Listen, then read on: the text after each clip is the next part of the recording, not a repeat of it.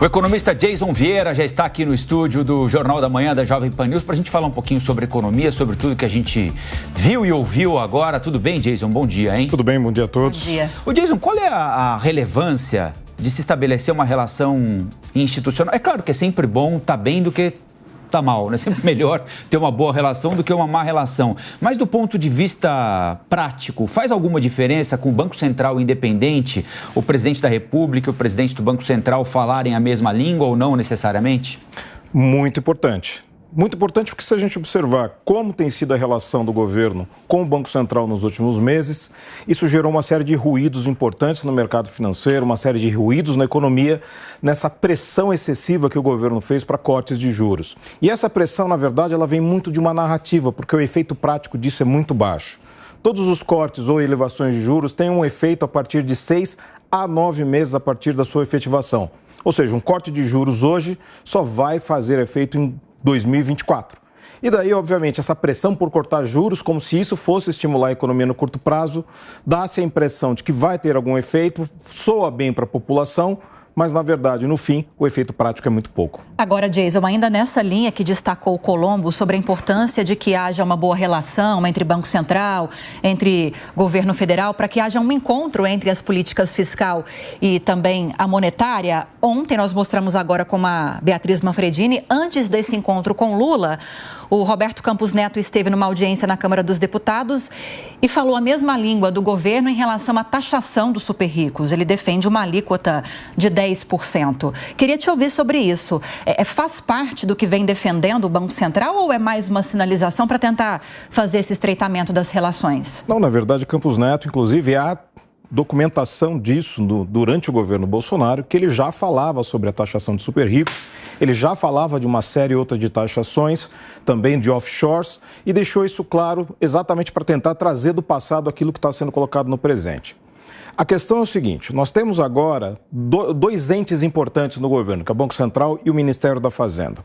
Normalmente, o Banco Central age em confluência, entre aspas, com o Ministério da Fazenda, mas normalmente são duas forças antagônicas, porque, por exemplo, durante o governo Lula, que era o Meirelles e também do Meirelles no Banco Central e o Palocci na Fazenda, você tinha aquela divisão entre quem vai fazer o gasto e quem vai fazer a contenção do gasto. A contenção do gasto, na verdade, vem através dos juros, segurando um pouco a situação. Eles têm que ser, vamos dizer, forças que se equilibram.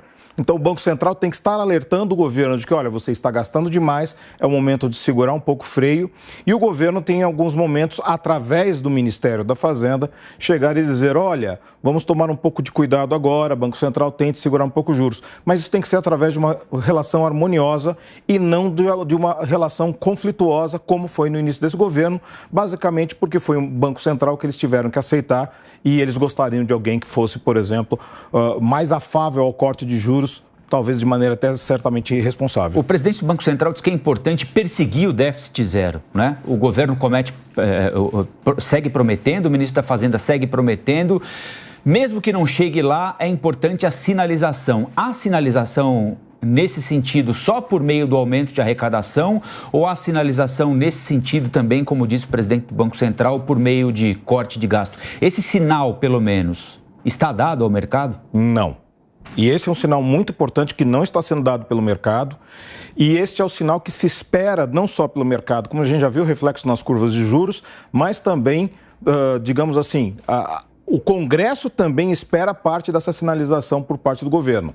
Porque pela arrecadação é uma situação muito difícil. Pela arrecadação em si, você precisa de um crescimento econômico muito acima daquilo que tem sido projetado nesse momento, que é na faixa de 3%. Você precisa de um crescimento econômico muito mais pulsante, muito mais forte do que se observa agora. E não só isso. Pela arrecadação, você teria que fazer algumas alterações em termos de alíquotas, tarifas e impostos, coisa que fica muito difícil durante uma reforma tributária.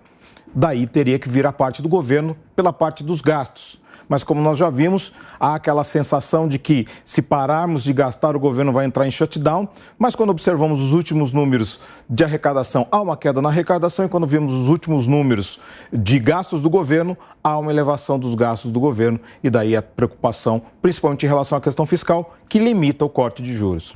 Falando ainda de sinalização ao mercado, Jason, nós tivemos ontem o dólar fechando acima dos R$5 depois de 4 meses.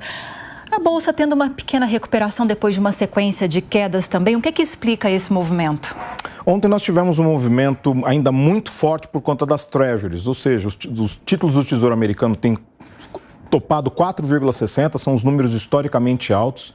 Isso por conta da percepção do Fed de que a inflação nos Estados Unidos ainda não conseguiu ser debelada, que a atividade econômica continua aquecida, que isso vai demandar mais elevações de juros, apesar da pausa que eles fizeram recentemente.